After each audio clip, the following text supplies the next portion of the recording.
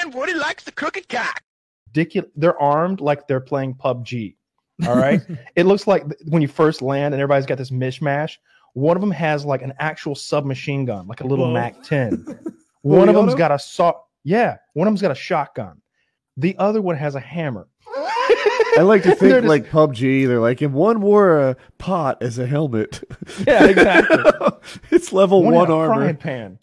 Yeah, so he pulls out the hammer, and so they grab him, throw him into the car, and they drive off. And it's like, this was 15 years ago, but cell phones existed.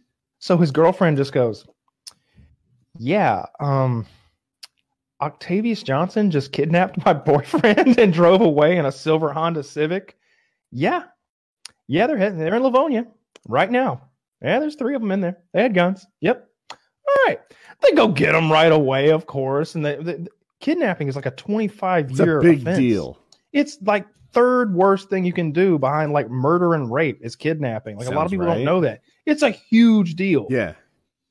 They and it wasn't one of those kidnappings where it's kind of like borderline, where it's like, all right, nobody leave this room until we get this shit straightened out. You know, people can, I was kidnapped. He wouldn't let me leave. Like, this was like they scooped him up like they're the fucking mafia and drove off with him. They're still in prison. That was so long ago. I don't even remember the finer details of it. I don't remember what the other 2 guys' names were. Serious crime. It was very serious crime.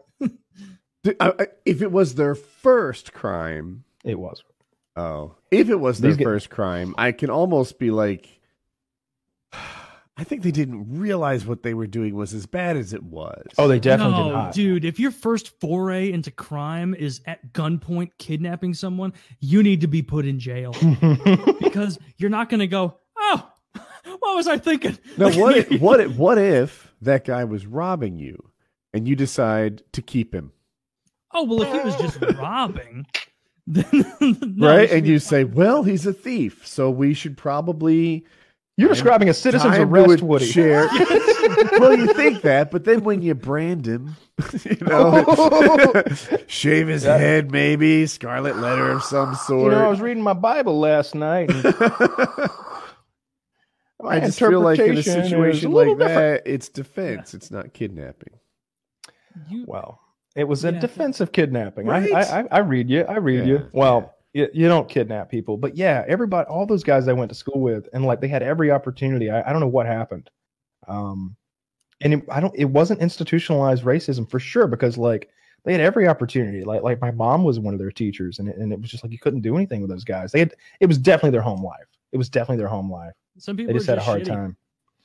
I think they had a hard home life, and that made them shitty, and that made them like have a real rough time. But like I said, I had a decent sized graduating class, and there were only 2 black people in it, and one of them, her mother was a teacher, and the other one just decided to, he was a football player, and he decided to like really buckle down his last 2 years of high school, and like got a mentor who was in the faculty and made it. But a lot of those guys didn't just not graduate, but they're dead. And like we're not from like some rough town. I'm like Chael Sonnen, it's one of I saw a guy just spit on the sidewalk, just walked away. Like I feel like I almost know your town because I spent so much time in Hartwell. Mm-hmm. They're like sister towns. Super similar, yeah. Oh, I was thinking about I had a friend in high school, and friend is an exaggeration. We like sometimes ate lunch together and talked if we were next to each other, we'd talk, but we never hung out after school. And he was cool. He transferred to the school, and there were just aspects of him that made him cooler than the rest of us. Like his hair was spiked, and he had a jean jacket. And I don't know, he just had a vibe about him that was cool. I didn't think about it until way later, but he was a cutter. He used to like cut bad words into his forearm and shit. And now I look back, and I'm like, I bet that guy was fucked. Like I bet his home life was like, I don't know. Like he used to just cut. I remember he wrote, I don't bitch, like that, like in big letters on his forearm one time. Oh, why would you do that? You're just wait. Did he do it, or was someone torturing him, Woody? I think he showed it to me. Like I think it was a call for help that I misinterpreted. Like if I could go back and replay that day, I would have told a guidance counselor or something. But Yeah, you truly are a bitch. I saw it and I was like, damn, like his pain tolerance is high too. It's like another cool thing I didn't know. Like that was my dumbass interpretation of it. How old were you? 27. 27. Nah, 12 or 13. Yeah, 13 well, you or don't 14. know at that age. 13 Like, who probably. fucking knows anything? Yeah. I don't like people who self-harm. No, It's not that I don't like them. It's just, it makes me so uncomfortable, and I don't understand it myself. I'm really ignorant about it, and it just really rubs me the wrong way. I want them to stop. That's my main. Is stop. Yeah, you got to be on your own team. There's going to be people in this world who aren't on your side. You can't be one of them, right? Yeah. And you're not going to get far if the first roadblock you run into is you. Damn. Do you remember I don't kids who understand would it. do that like ice and salt thing? Where Oh, they'd be like, God. I'm going to put a bunch of salt on the back of my hand and hold ice on it, and it's going to give me a burn. And it was like, but why? Yeah, it Like, burns the you're top not layer of being your skin off bullied. and leaves a Nobody nasty wants scar. you to do this. Yeah, Is it permanent, the scar? It can be if you hold it there long enough. yeah, The it's a closest- serious like frostbite that it creates. The salt lets the ice go to a really low temperature, and you're numb from the ice, so you don't really feel the pain. Like if you were branding yourself, after a while you'd be like, whoa, that's enough of that. But with ice, you can just be like, yeah, this is cool, huh? Yeah, I'm super hardcore if I hold it longer, right? And before you know it, you've got a really nasty scar.